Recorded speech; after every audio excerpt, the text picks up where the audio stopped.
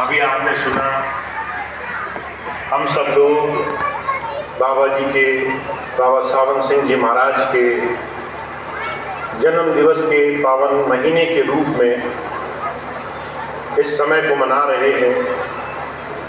संतों महापुरुषों को, उनकी शिक्षाओं को याद कर रहे हैं।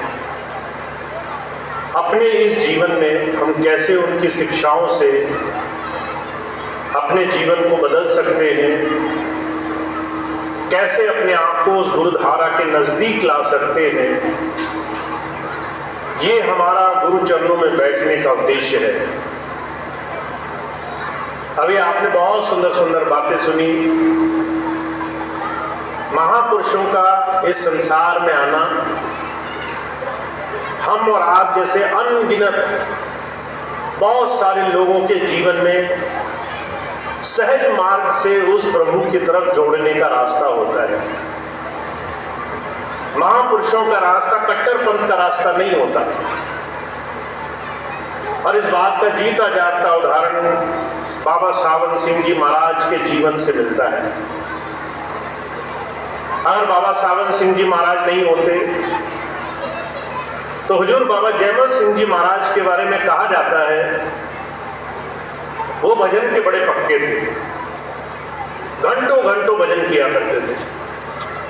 2-2 दिन 3-3 दिन लगातार समाधि लगा करके बिना खाए पिए, बिना शरीर की सुध किए, गृहस्थ के दूर सन्यास में, जंगलों में, बियाबानों में, कोई सुख सुविधा नहीं, ऐसे उन्होंने अपना जीवन गुजारा।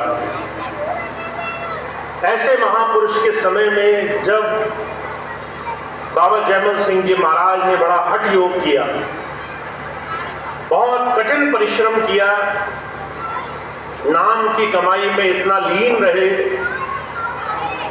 ऐसे समय में हम और आप जैसे लोगों को प्रभु धारा से सहज मार्ग से जोड़ सकें, ये दया हुई जब बाबा सावन सिंह जी महाराज का आगे आना हुआ। बाबा सावन सिंह जी महाराज ने बड़ी सहजता से, प्रेम से लोगों को जोड़ा, सेवा से जोड़ा, सत्संग से जोड़ा, सहज मार्ग से जोड़ा। गृहस्थ में कैसे भक्ति हो सकती है इसका जीवंत उदाहरण रखा। सन्यास में भक्ति करना बड़ा परिश्रम का काम है। कोई इंसान अगर अपने जीवन में बड़ा संयम रखे, बहुत सी चीजों का त्याग करे, सन्यासी रहे, उसके बाद कठोर तप करे, ये काम कई बार एक आम मनुष्य के लिए, एक आम इंसान के लिए बड़ी मुश्किल होती है। अगर आपसे कह दिया जाए कि भक्ति करने का एक ही तरीका है, सब छोड़ना पड़ेगा, घर छोड़ना पड़ेगा, सुख सुविधाएं छोड़नी पड़ेंगी, जिम्मेदारी छोड़नी पड़ेगी, तो आज के इस कलयुग में कोई एक ऐसा नहीं है जो कहे मुझे भक्ति की आवश्यकता है। कोई एक इंसान उस परमात्मा को पाने की तरफ न बढ़े।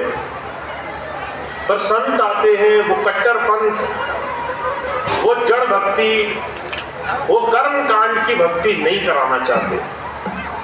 हम कैसे अपने अंदर उस शब्द धारा से जुड़ेंगे, इसका सहज मार्ग देने के लिए आते हैं। इसलिए कबीर साहब कहा करते थे कि हर एक इंसान, हर एक महापुरुष, हर एक संत के जीवन की अगर आप उनके आंतरिक जीवन की थोड़ी सी परिभाषा देखें तो समय अनुकूल उन्होंने भक्ति कराई है। आज के समय में हम कैसे उस प्रभु धारा से जुड़ पाए, इसलिए बुजुर्ग कहा करते थे, साध हमारे सब बड़े अपनी अपनी ठौर, शब्द पारखी जो मिले सो हमरे सिर मोह। हमारे और आपके जीवन का लक्ष्य तो एक ही है, हमें तो शब्द की परख करनी है, उस प्रभु धारा के साथ जुड़ना है जो हमारे अंदर निरंतर प्रवाहित है, हमारे अंदर उस परमात्मा की शक्ति से जुड़ना है। और जुड़ने के लिए जो आज के समय में सहज मार्ग है उसको समझना बड़ा जरूरी है। अगर आप आज की समस्याओं को नकार दें, अगर आज अपने जीवन की 24 घंटे की उलझनों को नजरअंदाज कर दें, अगर अपने जीवन में सहज मार्ग न बनाए, सिर्फ ये कहें कि मुझे तीर्थ व्रत करने से ही परमात्मा मिलेगा, मैं काशी, मथुरा, द्वारिका, हरिद्वार यहां तीर्थ करूंगा, मैं बहुत बड़े बड़े अनुष्ठान करूंगा तभी मेरा भला होगा, और हर रोज इस मन के द्वंद से, हर रोज इस मन की लड़ाई से न जीत पाए तो जीवन व्यर्थ चला जाएगा। इसलिए हुजूर कहा करते थे, महापुरुषों का एक लक्ष्य होता है, हम और आप कैसे सहजता से उस शब्द धारा से जुड़ेंगे। और आज अगर हम इस बात को समझ रहे हैं कि बाबा सावन सिंह जी महाराज, हुजूर कृपाल सिंह जी महाराज, स्वामी जी महाराज, इन सब महापुरुषों ने हमारे जीवन में भक्ति करने के आसान तरीके हमें दिए हैं, हम कैसे भक्ति कर पाए आज के समय में। स्वामी जी तो यहां तक कहा करते थे, भजन सिमरन करने की जरूरत नहीं है, तुम मेरा ध्यान अपने मन में बनाकर रखना। चलते फिरते सुबह उठे 5 बार सिमरन किया, कोई काम करना है 5 बार सिमरन किया, किसी बड़े काम को करने जा रहे हो, गुरु की याद कर ली, बस उसको याद करके किसी काम में जाना और तुम देखोगे गुरु तुम्हारे अंग संग रहेगा। हुजूर बाबा जयमल सिंह जी महाराज से ले करके और स्वामी जी महाराज तक अगर आप देखें तो भक्ति में कितनी सहजता आई है, सिर्फ इसलिए क्योंकि हम भक्ति करने के उस तरह से योग्य नहीं है।